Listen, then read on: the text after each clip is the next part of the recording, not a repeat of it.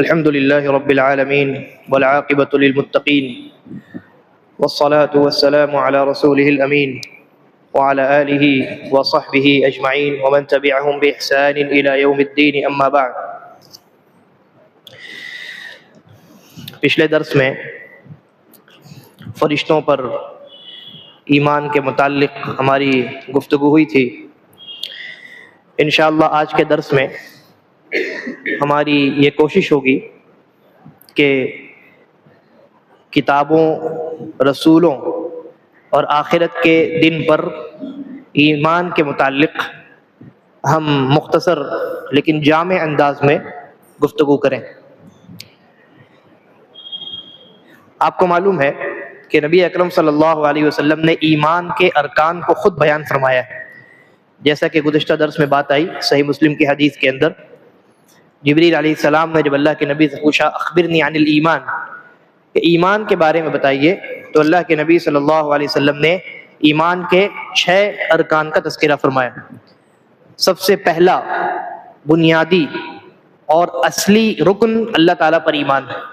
فرمایا ان تؤمن باللہ، اس کے بعد وملائکتہ، فرشتوں پر ایمان، اللہ کے فرشتوں پر ایمان، وکتبہ، اس کے رسولوں پر ایمان، ورسلہ، اس کے رسولوں پر ایمان، والیوم الآخر، اور آخرت کے دن پر ایمان، وان تؤمن بالقدر خیرہ وشرہ، اور اچھی بری تقدیر پر ایمان. تو ان 6 ایمان کے ان 6 ارکان میں سے ہم نے اللہ پر ایمان اور فرشتوں پر ایمان 2 ارکان پر بات کی. تیسرا جو رکن ہے وہ ہے کتابوں پر ایمان. اللہ رب العالمین کی کتابوں پر ایمان، یعنی اللہ رب العالمین نے جو کتابیں نازل فرمائی ہیں اپنے نبیوں پر، اپنے رسولوں پر، ان پر ایمان. جس طریقے سے فرشتوں پر ایمان میں ہم نے یہ بتایا کہ فرشتوں پر ایمان لانے کا طریقہ 2 طریقہ ہے.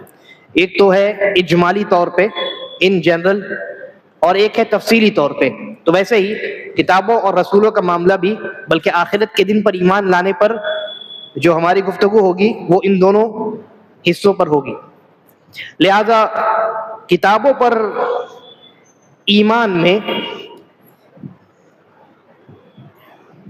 اجمالی طور پر کتابوں پر ایمان، مطلق طور پر یعنی جنرک وے میں کتابوں پر ایمان پر اگر بات کی جائے تو یہ کہا جائے گا کہ اس بات پر ایمان رکھنا ضروری ہے، اس بات پر یقین، پختہ یقین انسان کا ہونا چاہیے کہ اللہ تبارک و تعالی نے جتنی کتابیں اپنی جانب سے اپنے جن جن رسولوں پر نازل فرمائی ہیں وہ سب کی سب کتابیں حق ہیں.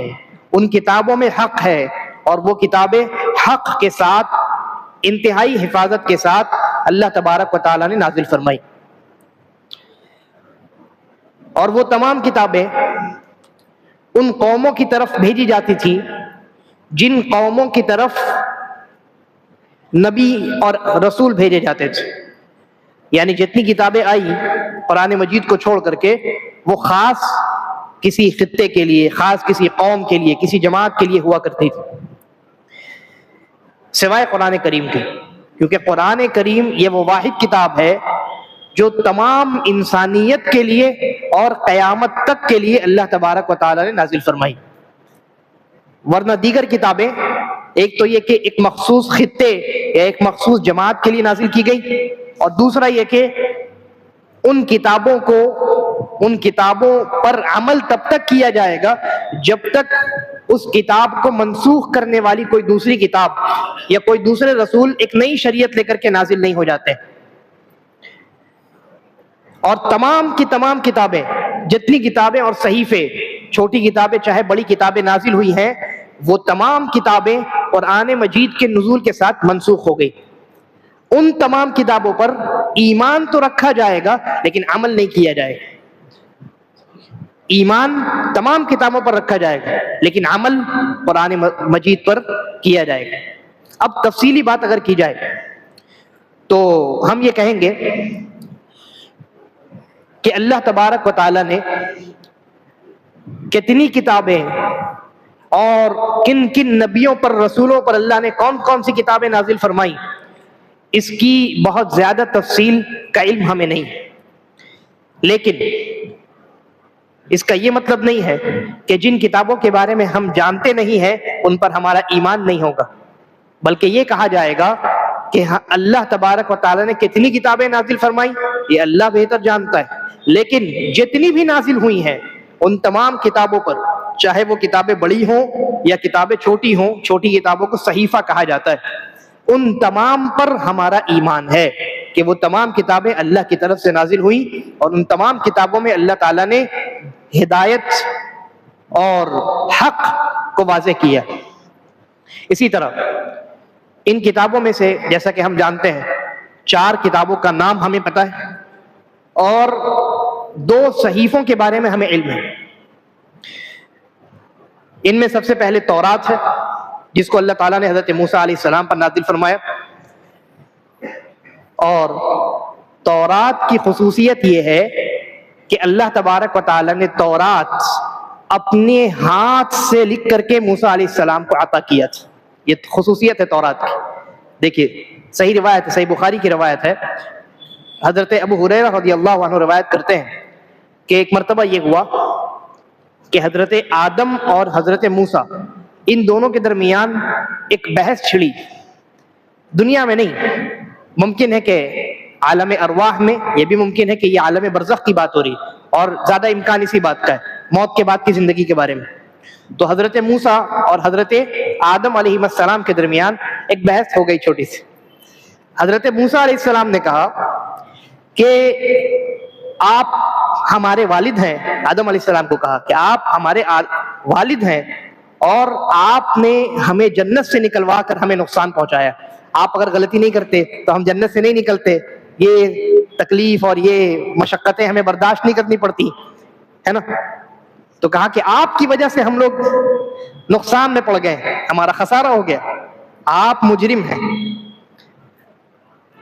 تو حضرت آدم علیہ السلام نے جواب دیا، حضرت آدم علیہ السلام نے کہا کہ موسیٰ تم وہی ہو نا جس کو اللہ تعالیٰ نے خود سے ہم کلام ہونے کا شرف عطا کیا تھا۔ تمام نبیوں میں حضرت موسیٰ علیہ السلام کو کلیم اللہ کہا جاتا ہے، وَكَلَّمَ اللَّهُ مُوسَىٰ تَكْلِيمًا، کہ اللہ تعالیٰ نے موسیٰ علیہ السلام سے باضابطہ طور پہ گفتگو کی۔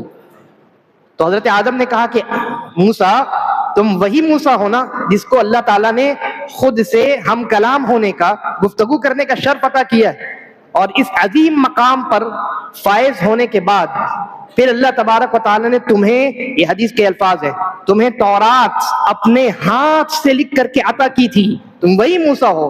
اتنی فضیلت ملنے کے باوجود تم یہ کہتے ہو اور مجھ پر الزام لگاتے ہو اس گناہ کے بارے میں کہ جس گناہ کے بارے میں میری پیدائش سے 40 سال پہلے ہی اللہ تعالیٰ نے لکھ دیا تھا، تو اللہ کی تقدیر غالب آ گئی اور میں تو نادم ہوئی۔ ایسا تو نہیں ہے کہ میں تکبر اور غرور میں ہوں، میں نے توبہ بھی کی ہے کہ نہیں، میں نادم بھی ہوں، شرمندہ بھی ہوں، اور اللہ تعالیٰ نے ایک تقدیر لکھی تھی جس کو پورا ہونا تھا، سو ہو چکا، وہ تقدیر پوری ہو چکی۔ اب تقدیر پوری ہونے کے بعد اور انسان کے توبہ کرنے کے بعد اس کو تانا دینا، اے موسیٰ یہ آپ کو زیب نہیں دیتا۔ تو رسول اللہ صلی اللہ علیہ وسلم نے فرمایا کہ حضرت آدم حضرت موسیٰ پر غالب آ گئے، 3 مرتبہ آپ نے فرمایا، یعنی مناظرہ کون جیتا؟ حضرت آدم علیہ السلام جیت گئے۔ تو اس روایت میں حضرت آدم نے حضرت موسیٰ کو جو حوالہ دیا، یعنی یہی کہہ لیجئے کہ حضرت آدم نے حضرت موسیٰ کو ان کا جو مقام یاد دلایا، تو اس میں 2 باتوں کا ذکر کیا۔ ایک تو یہ کہ اللہ نے آپ سے بات کی یا آپ نے اللہ سے بات کی، اور دوسری بات یہ کہ اللہ نے آپ کو تورات اپنے ہاتھ سے لکھ کر کے دی۔ تو تورات جو ہے یہ بڑی عظیم الشان کتاب تھی، اور اس کتاب کو اللہ تعالیٰ نے اپنے ہاتھ سے لکھ کر کے موسیٰ علیہ السلام کو عطا فرمایا تھا۔ یہ صحیح بخاری اور صحیح مسلم دونوں میں روایت موجود ہے۔ اس کے بعد زبور داؤد علیہ السلام کو عطا کی گئی، انجیل عیسیٰ علیہ السلام کو عطا کی گئی، اور اسی طرح حضرت ابراہیم اور حضرت موسیٰ ان دونوں کو چھوٹی چھوٹی مزید اور کئی کتابیں عطا کی گئی، جس کو صحیفہ کہتے ہیں، صحفی ابراہیم و موسیٰ۔ تو صحف یہ صحیفہ کی جمع ہے۔ ابراہیم اور موسیٰ علیہ السلام کو کئی چھوٹی چھوٹی اور بھی کتابیں اللہ تعالیٰ کی طرف سے عطا کی گئی۔ ان کتابوں کے بارے میں ہمیں علم ہے۔ اسی طرح قرآن مجید جناب محمد الرسول اللہ صلی اللہ علیہ وسلم کو اللہ تعالیٰ کی طرف سے آخری کتاب کی شکل میں عطا کی گئی۔ تو یہ 4 مشہور کتابیں، اور ان مشہور کتابوں کے ساتھ ساتھ حضرت موسیٰ اور حضرت ابراہیم علیہ السلام کے مختلف صحیفے، ان کا علم ہمیں ہے، تو ان پر ہمیں ان کے نام کے ساتھ اور ان کی تفصیل جو کچھ ہمیں علم معلوم ہے ان تفصیلات کے ساتھ ان کتابوں پر ایمان رکھنا ہے۔ ان کتابوں کے بارے میں ہمیں اور کیا معلوم ہے؟ ہمیں یہ معلوم ہے، قرآن و حدیث سے ہمیں جو باتیں معلوم ہوتی ہیں ان میں سے ایک یہ بھی بات ہے کہ اللہ تبارک و تعالیٰ نے ان تمام کتابوں کو، یہاں تک کہ جو صحیفے نازل ہوئے ان تمام صحیفوں کو رمضان کے مہینے میں نازل فرمایا۔ جتنی کتابیں، تورات ہو، انجیل ہو، زبور ہو، قرآن مقدس ہو، یا ابراہیم اور موسیٰ علیہ السلام کے صحیفے ہوں، چھوٹی چھوٹی کتابیں ہوں، وہ سب کس مہینے میں نازل ہوئی؟ رمضان کے مہینے میں۔ تو صرف قرآن رمضان کے مہینے میں نازل نہیں ہوا، تمام کی تمام کتابیں اور صحیفے، خاص کر کے یہ 4 جو ہیں، یہ رمضان کے مہینے میں نازل ہوئی۔ اس کی دلیل کیا ہے؟ اس کی دلیل ایک روایت ہے جس کو امام الطبرانی نے المعجم الاوسط میں روایت کیا، اور شیخ الالبانی نے صحیح الجامع میں اس روایت کو حسن قرار دیا۔ روایت اس طرح سے ہے، اللہ کے نبی صلی اللہ علیہ وسلم نے فرمایا کہ حضرت ابراہیم علیہ السلام کے صحیفے رمضان کی پہلی رات میں نازل ہوئی، اسی طرح تورات رمضان کے 6 دن گزرنے کے بعد نازل ہوئی، انجیل رمضان کے 13 دن گزرنے کے بعد نازل ہوئی، زبور رمضان کے 18 دن گزرنے کے بعد نازل ہوئی، اور قرآن مقدس رمضان کے 24 دن گزرنے کے بعد اللہ تعالیٰ نے نازل فرمائی۔ تو معلوم ہوا کہ رمضان ہی کے مہینے میں اللہ تعالیٰ نے ان کتابوں کو نازل کیا ہے، لہذا اس تفصیل کے ساتھ ان کتابوں پر ایمان لانا ہے۔ اسی طرح اس بات پر بھی ایمان لانا ہے کہ قرآن مجید کے علاوہ تمام کی تمام کتابیں بدل چکی ہیں، جس کا تذکرہ اللہ تعالیٰ نے قرآن مجید میں کئی مقامات پر کیا۔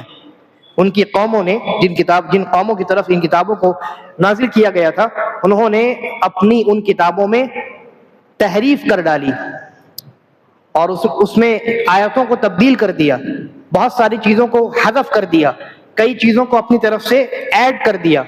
تو پچھلی تمام کی تمام کتابیں بدل چکی ہیں۔ کوئی بھی کتاب آج کی تاریخ میں اپنی اصلی شکل میں، اپنی اصلی حیت میں موجود نہیں ہے، البتہ قرآن مقدس کو چھوڑ کر، کیونکہ قرآن مقدس کی حفاظت کی ذمہ داری خود اللہ تبارک و تعالی نے لی ہے، جیسا کہ فرمایا سورۃ الحجر میں اِنَّا نَحْنُ نَزَّلْنَا الذِّكْرَ، کہ اس ذکر کو ہم نے نازل کیا ہے، وَإِنَّا لَهُ لَحَافِظُونَ، اور ہم ہی اس کی حفاظت کرنے والے ہیں۔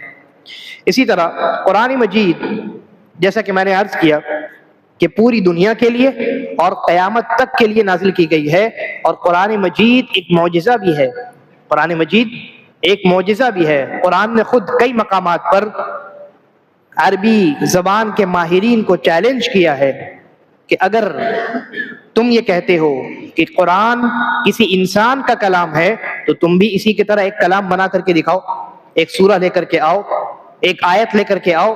نہیں لا سکتے، فَإِن لَّمْ تَفْعَلُوا وَلَن تَفْعَلُوا، اللہ نے کہا کہ وہ ہرگز یہ کام نہیں کر سکتے۔ اور اس بات کا اعتراف ایک طریقے سے مشرکین مکہ کو تھا، ایک طریقے سے مشرکین مکہ کو اس بات کا اعتراف تھا، لیکن ہٹ درمی میں اور تکبر کی وجہ سے، غرور اور گھمنڈ کی وجہ سے انہوں نے اس کتاب کا انکار کیا۔ لہذا قرآن مقدس یہ کئی اعتبار سے رہتی دنیا تک کے لیے ایک معجزہ ہے۔ قرآن مجید کی زبان معجزہ ہے، قرآن مجید کی ترتیب معجزہ ہے، قرآن کریم میں اللہ تبارک و تعالیٰ نے جن باتوں کی خبر دی ہے ان خبروں پر سوائے اللہ کے کوئی مطلع ہونے والا نہیں، لہذا ان خبروں کو بیان کرنا یہ معجزہ ہے۔ قرآن کریم میں جو پیشین گوئیاں کی گئی ہیں، قرآن کریم کی ان پیشین گوئیوں کا مکمل ہونا یہ معجزہ ہے۔ تو کئی اعتبار سے قرآن مجید جو ہے رہتی دنیا تک کے لیے معجزہ ہے۔ اس پر مکمل ایک لمبا چوڑا ایک بیان ہو سکتا ہے تفصیل کے ساتھ کہ قرآن کریم کن کن زاویے سے انسانیت کے لیے معجزہ ہے، یعنی عاجز کر دینے والی کتاب ہے، کہ ایسی کتاب دنیا کی کوئی مخلوق پیش نہیں کر سکتی اپنی طرف سے بنا کر کے، یہ صرف اللہ تبارک و تعالیٰ کا کام ہے۔ اور قرآن مجید اپنے سے پہلے نازل ہونے والی تمام کتابوں کو منسوخ کرنے والی ہے، جیسا کہ میں نے کہا کہ تمام کتابوں پر ایمان رکھا جائے گا کہ اللہ نے ان کو نازل کیا تھا، لیکن عمل قرآن مقدس پر کیا جائے گا۔ اور اسی طرح جو انسان کسی ایک کتاب کا انکار کرے تو وہ تمام کتابوں کا منکر ہوگا، کیونکہ ایک کتاب کا انکار یہ در حقیقت اس بات کا انکار ہے کہ اللہ تبارک و تعالی نے اپنی طرف سے انسانیت کی ہدایت کے لیے کوئی چیز نازل نہیں کی۔ تو ایک کتاب کا انکار تمام کتابوں کا انکار۔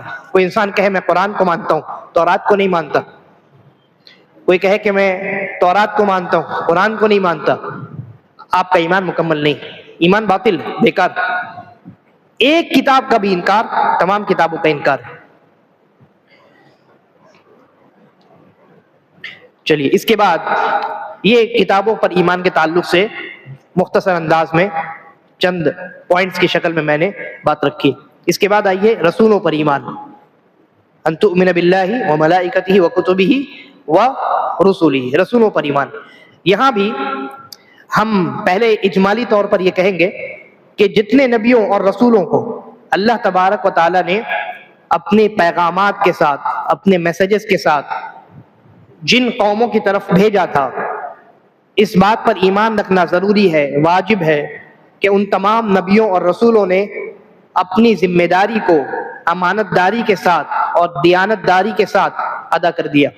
اللہ تعالیٰ نے جن پیغامات کو ان کے ذریعے انسانیت تک پہنچانے کا ارادہ فرمایا تھا، ان تمام نبیوں اور رسولوں نے ان پیغامات کو بعینہ، یعنی جیسے انہوں نے اللہ سے حاصل کیا بالکل ویسے ہی ڈیلیور کر دیا، نہ اپنی طرف سے کچھ گھٹایا، نہ اپنی طرف سے کچھ بڑھایا۔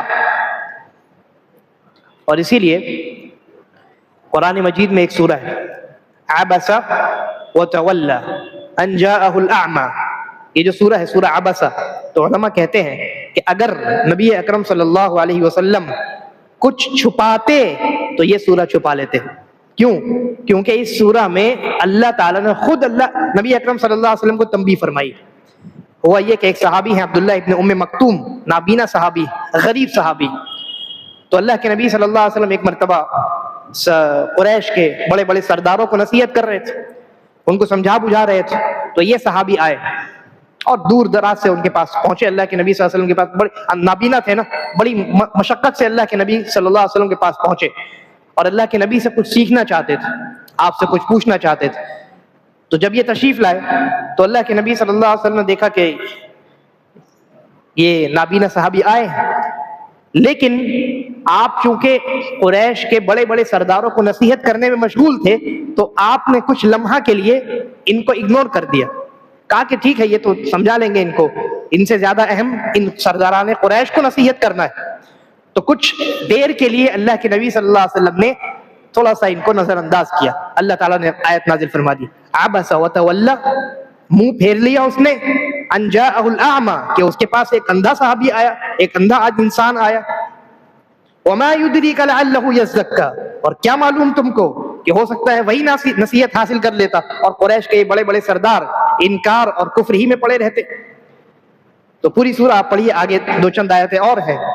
تو علماء نے کہا کہ اگر اللہ کے نبی صلی اللہ علیہ وسلم کسی آیت کو، کسی سورہ کو چھپاتے تو یہ سورہ چھپا لیتے نا، جس میں اللہ تعالیٰ نے اپنے نبی کے لیے اتنے سخت الفاظ استعمال کیے، لیکن اللہ کے نبی صلی اللہ علیہ وسلم نے کچھ نہیں چھپایا، جیسی صورتیں اور آیتیں نازل ہوئیں ان کو بعین ہی ویسے ہی امت کے سامنے پیش کر دیا، ڈیلیور کر دیا۔ تو یہ ہو گیا اجمالی ایمان۔ اجمالی ایمان کہ یہ جتنے نبی اس دنیا میں تشریف لائے انہوں نے اپنی ذمہ داری امانت داری اور دیانت داری کے ساتھ انجام دیا۔ اب چند نکات کی شکل میں ان پر تفصیلی ایمان پر ہم بات کرتے ہیں۔ پوائنٹ نمبر 1، سب سے پہلے تو آپ کو یہ اس بات پر ایمان رکھنا ہے کہ جتنے نبی اور جتنے رسول اس دنیا میں آئے وہ سب کے سب انسانوں میں سے آئے، یعنی جنات میں کوئی نبی نہیں آئے۔ اللہ تعالیٰ نبیوں کو، رسولوں کو انسانوں میں سے بناتا ہے، جنات میں کوئی نبی رسول نہیں آتے۔ تو جو انسانوں میں نبی رسول آتے ہیں در حقیقت وہی نبی اور رسول جنات کے لیے بھی ہوتے ہیں. رسول اللہ صلی اللہ علیہ وسلم جس طریقے سے انسانوں کے لیے نبی ہیں ویسے ہی جنات کے لیے بھی نبی. تو پہلی بات. دوسری بات یہ کہ جتنے نبی اور رسول آئے وہ سب کے سب مرد تھے. اللہ کسی خاتون کو رسول اور نبی نہیں بناتا ہے. اب بعض لوگ یہ سوچتے ہیں کہ حضرت مریم جو ہے وہ اللہ کی رسول ہے. غلط. اللہ کی رسول نہیں ہے وہ. ہاں ان پر وحی آتی تھی, یعنی اللہ تعالیٰ کچھ جیسے کہ ان پر اللہ تبارک و تعالیٰ نے فرشتوں کو بھیجا. سب سے پہلے تو جبریل علیہ السلام تشریف لائے, انسانی شکل میں تشریف لائے, اور ان کو خوشخبری سنائی کہ حضرت عیسیٰ آپ کے بطن سے, آپ کے رحم سے پیدا ہونے والے. اور پھر اس کے بعد موقع سے فرشتے ان کے پاس آتے رہے, لیکن وہ رسول نہیں تھی. رسول صرف اور صرف مرد میں ہوتے ہیں, عورتوں میں سے اللہ نے کسی کو رسول نہیں بنایا. اچھا, رسولوں کی کل تعداد کتنی ہے یہ ہم نہیں جانتے. یہ جو مشہور ہے کہ 1,24,000 رسول اور نبی تشریف لائے, اس کی بنیاد جس حدیث پر ہے وہ حدیث ثابت نہیں ہے. تو ہم یہ کہیں گے کہ کتنے نبی اور کتنے رسول اس دنیا میں تشریف لائے, اس کا حقیقی علم اللہ رب العالمین کے علاوہ کسی کو نہیں. اور بہت سارے رسول اللہ تعالیٰ نے بھیجے, ایک بڑی تعداد ہے رسولوں کی. ان رسولوں میں کچھ رسولوں اور نبیوں کا نام ہم جانتے ہیں اور اکثر کا نہیں جانتے. جن نبیوں اور رسولوں کا نام ہم جانتے ہیں وہ تقریباً 25, 26 یا 27 قرآن اور حدیث کو ملا کر کے. قرآن کریم میں اگر آپ دیکھیے تو تقریباً 25 انبیاء کا ذکر ہے, اور ان میں سے 1-2 پرسنالٹی پر اختلاف ہے کہ وہ نبی تھے کہ نبی رسول تھے یا اللہ کے کوئی بڑے صالح بندے تھے. جیسے حضرت لقمان علیہ السلام کے بارے میں اختلاف ہے کہ وہ نبی تھے یا اللہ کے نیک بندے تھے, اور راجح یہ ہے کہ وہ اللہ کے نیک بندے تھے, نبی نہیں تھے. بہرحال تو جن نبیوں کا ذکر آیا ہے ان کی کل تعداد قرآن مجید میں کتنی ہے؟ 25. ان میں سورہ الانعام کی آیت نمبر 82 سے 86 اگر آپ پڑھیے گا تو وہاں کئی نبیوں کا 18 نبیوں کا تذکرہ وہی موجود ہے. ان میں حضرت ابراہیم علیہ السلام ہے, اسحاق, یعقوب, نوح, داؤد, سلیمان, ایوب, یوسف, موسیٰ, ہارون, زکریا, یحییٰ, عیسیٰ, الیاس, اسماعیل, الیسع, یونس اور لوط علیہ السلام. یہ 18 ہو گئے. اور اس کے بعد مزید دوسرے مقامات پر حضرت ادریس کا ذکر ہے, ہود علیہ السلام کا ذکر ہے, شعیب علیہ السلام کا ذکر ہے, صالح علیہ السلام کا ذکر ہے, ذوالکفل علیہ السلام کا ذکر ہے, آدم علیہ السلام کا ذکر ہے, اور جناب محمد رسول اللہ صلی اللہ علیہ وسلم کا ذکر ہے. تو یہ کل ملا کر کے 25 کے قریب ہوتے ہیں. اور اگر حدیثوں میں اگر آپ تلاش کیجئے تو حدیثوں میں بھی 1-2 نام ایسے ملتے ہیں جن کا ذکر قرآن مقدس میں نہیں ہے. جیسے ایک رسول ہے یوشع ابن نون, یا واو شین عین, ابن نون واو نون, یوشع ابن نون, ان کا تذکرہ حدیث میں آیا. ایک روایت ہے نبی اکرم صلی اللہ علیہ وسلم فرماتے ہیں, مسند احمد کی صحیح روایت ہے کہ یوشع ابن نون کے علاوہ, غور سے سنیے روایت, اس روایت میں ایک فائدہ ملے گا آپ کو. فرماتے ہیں رسول اللہ صلی اللہ علیہ وسلم کہ یوشع ابن نون کے علاوہ دنیا کے کسی انسان کے لیے سورج کو نہیں روکا گیا. سورج کو نہیں روکا گیا, یعنی دنیا میں یہ جو نبی ہے یوشع ابن نون, یہ واحد انسان ہے جن کے لیے اللہ تعالیٰ نے سورج کو کچھ دیر کے لیے روک دیا تھا. یہ مشرکوں سے جنگ کر رہے تھے, اور جنگ کرتے کرتے عصر کا وقت ختم ہونے لگا تھا, تو اللہ تعالیٰ سے انہوں نے دعا کی, اللہ تعالیٰ نے کچھ دیر کے لیے سورج کو روک دیا. انہوں نے عصر کی نماز پڑھی, تب سورج غروب ہوا. پوری دنیا میں یہ واحد انسان ہے, پوری انسانیت میں یہ واحد انسان ہے. یہ خصوصیت صرف اور صرف اسی رسول کو حاصل ہے, اسی نبی کو حاصل ہے. باقی کسی اور کے لیے, چاہے نبیوں میں سے کوئی ہوں یا نبیوں کے علاوہ اللہ کے نیک بندے جتنے دنیا میں پیدا ہوئے, جتنے بزرگ ہیں, کسی کے لیے اللہ تعالیٰ نے سورج کو نہیں روکا. یہ جو مشہور ہے کہ حضرت علی کے لیے سورج کو روک دیا گیا تھا, یا بعض لوگوں نے ایک روایت بیان کی جس میں نبی اکرم صلی اللہ علیہ وسلم کا بھی ذکر ہے, تو ان میں سے کوئی بھی روایت ثابت نہیں. جو ثابت بات ہے وہ صرف یہ ہے کہ یوشع ابن نون کے لیے سورج کو روک دیا گیا تھا علیہ السلام، تو یہ اللہ کے نبی، اللہ کے نبیوں میں سے ایک عظیم نبی تھے. تو یہ 25 نبیوں کا ذکر قرآن مقدس میں آ گیا. حضرت یوشع کا تذکرہ ہمیں ایک صحیح حدیث میں مل جاتا ہے. ممکن ہے کہ حدیثوں میں مزید 2-3 نبیوں کا ذکر مل سکتا ہے. میری معلومات کی حد تک میں یعنی حدیثوں میں نے تلاش کیا تو صحیح سند کے ساتھ جو ہے حضرت یوشع کا تذکرہ ملا ہے. اور بھی نبیوں کا ذکر ہے لیکن روایت جو ہے پایہ ثبوت کو نہیں پہنچتی. ان تمام رسولوں میں 5 رسول ایسے ہیں جن کو اولو العزم کہا جاتا ہے، بہت زیادہ بلند ہمت والے. ان میں سب سے پہلے جناب محمد الرسول اللہ صلی اللہ علیہ وسلم، ابراہیم علیہ السلام، موسیٰ علیہ السلام، نوح علیہ السلام اور عیسیٰ علیہ السلام. یہ 5 انبیاء ہیں جن کو اولو العزم کہا جاتا ہے. عزم یعنی ہمت. یہ بڑے یعنی بلند ہمت والے انبیاء گزرے ہیں. بڑا صبر کیا ہے انہوں نے، بڑی قربانیاں پیش کی ہیں اور ان کی بڑی خدمات. اچھا، ایک اور نکتہ یہ کہ آپ 2 لفظ سنتے ہیں، ایک نبی اور ایک رسول. تو کیا دونوں کا معنی ایک ہی ہے یا دونوں میں کوئی فرق ہے؟ جہاں تک لفظی معنی کی بات ہے تو نبی کا معنی ہوتا ہے، نبی یہ بنا ہے نبا سے، نبا یعنی خبر، تو نبی یعنی خبر دینے والا، ٹھیک. اور رسول یہ رسالت سے بنا ہے یعنی پیغام، تو رسول کا مطلب ہوتا ہے پیغامبر یعنی میسنجر، میسج پہنچانے والا. تو نبی خبر دینے والا، رسول میسج پہنچانے والا. اگر آپ غور کیجئے تو آپ کو دونوں کے درمیان ایک ہلکا سا فرق دکھائی دے گا. جب کہا گیا نبی یعنی خبر دینے والے، تو یہ خبر بہت ممکن ہے کہ اللہ کی طرف سے بھی آئی ہو، اور یہ بھی ممکن ہے کہ یہ خبر دنیا میں موجود ہو، انہوں نے اپنے بعد والی قوم تک اس خبر کو پہنچانے کا کام کیا. اور لفظ رسول کی اگر بات کیجئے تو لفظ رسول اپنے آپ میں بہت واضح ہے. لفظ رسول کا معنی کیا ہوتا ہے؟ میسج پہنچانے والا. میسج یعنی کس کا میسج؟ اللہ تبارک و تعالیٰ کا میسج. لہٰذا علماء نے نبی اور رسول کے درمیان جو فرق بیان کیا ہے وہ اس کے لفظی معنی سے بھی میچ کرتا ہے. فرق کیا ہے؟ کئی اقوال اس میں ہیں، لیکن مضبوط ترین قول جو ہے وہ یہ ہے کہ رسول اس نبی کو، یا یہ کہہ لیجئے کہ رسول کہتے ہیں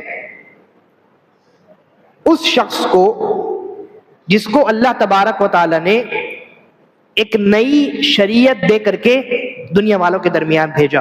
ایک نئی شریعت، شریعت کا مطلب قانون، ایک نئی شریعت، ایک نیا قانون. اس قانون میں کچھ چیزیں ایسی بھی ہیں جو پچھلی شریعت میں حلال تھی، اس شریعت میں حرام ہو گئی، اور کچھ چیزیں ایسی بھی ہیں جو پچھلی شریعت میں حرام تھی، اس شریعت میں حلال ہو گئی. جیسے حضرت موسیٰ علیہ السلام کی شریعت، حضرت عیسیٰ علیہ السلام کی شریعت، رسول اللہ صلی اللہ علیہ وسلم کی شریعت. تو رسول ان کو کہا جاتا ہے جن کو اللہ تبارک و تعالیٰ نے اپنی ایک پرماننٹ شریعت کو دے کر کے بھیجا ہے. لیکن نبی کا معنی یہ ہوتا ہے کہ پہلے سے کسی رسول کی شریعت دنیا میں موجود ہے، لیکن جب اس شریعت پر عمل ختم ہونے لگتا ہے تو اللہ تبارک و تعالیٰ ایک نبی کو بھیج دیتا ہے. وہ نبی کیا کرتے ہیں؟ اسی شریعت کی تبلیغ کرتے ہیں، اسی شریعت کی نشر و اشاعت کرتے ہیں، اس شریعت کو پھیلاتے ہیں. تو رسول اور نبی میں یہ فرق ہے. رسول اور نبی میں یہ فرق علماء نے بیان کیا ہے.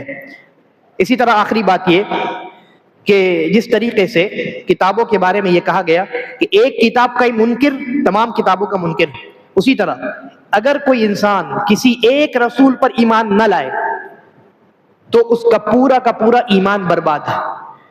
ایک رسول کا انکار کرنے والا تمام رسولوں کا انکار کرنے والا قرار پاتا ہے. کوئی انسان اگر اللہ کے نبی صلی اللہ علیہ وسلم پر، محمد الرسول اللہ صلی اللہ علیہ وسلم پر ایمان رکھتا ہے، لیکن حضرت موسیٰ پر نہیں رکھتا، حضرت عیسیٰ پہ نہیں رکھتا ہے، کسی ایک نبی یا رسول پر بھی اس کا ایمان اگر نہیں ہے تو اس کا پورا ایمان برباد، پورا ایمان برباد ہے۔ کیوں؟ اس لیے کہ اگر جب وہ انسان کسی رسول کا انکار کرتا ہے تو وہ انکار ظاہر ہے کہ اپنی خواہش کی بنیاد پر کرتا ہے، اس کا دل نہیں چاہا تو نہیں مانا۔ اس کا مطلب یہ کہ جس رسول کو مان رہا ہے اس لیے نہیں مان رہا کہ اللہ نے بھیجا ہے اور وہ حق برحق ہے، بلکہ اس لیے مان رہا ہے کہ اس کا دل چاہ رہا ہے نا۔ لہذا جو انسان کسی ایک رسول کا بھی منکر ہے وہ تمام رسولوں کا منکر قرار پائے گا۔ کتابوں اور رسولوں پر ایمان کے تعلق سے مختصر میں یہ باتیں میں نے آپ کے سامنے رکھی ہیں۔ انشاءاللہ اگلے درس میں آخرت پر ایمان اور تقدیر پر ایمان، اچھی بری تقدیر پر ایمان پر ہماری گفتگو ہوگی۔ اللہ تبارک و تعالی ہم تمام کو نیک سمجھ کے توفیق عطا فرمائے اور ہمارا خاتمہ ایمان اور اسلام پر کرے۔ ھذا وباللہ التوفیق وصلی اللہ وسلم علی نبینا محمد۔